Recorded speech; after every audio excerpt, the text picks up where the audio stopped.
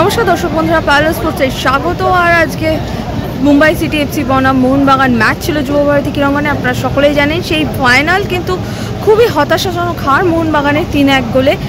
এবং আজকে ম্যাচের পর আমাদের সঙ্গে কথা বললেন সৃঞ্জয় বোস, বললেন তিনি মুম্বাইয়ের বিরুদ্ধে মোহনবাগানের ম্যাচ হারা নিয়ে। চলুন শুনে নেব।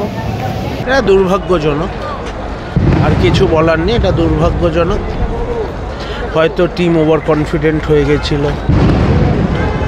কাউকে বসাতেই পারতো। বাট যাই হোক, it has been a very good season.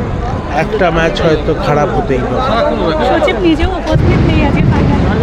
না, সচিব ব্যক্তিগত কাজে বাইরে থাকতে পারে, সচিব তো খেলবেন না, এইসব নিয়ে বেকার কথা।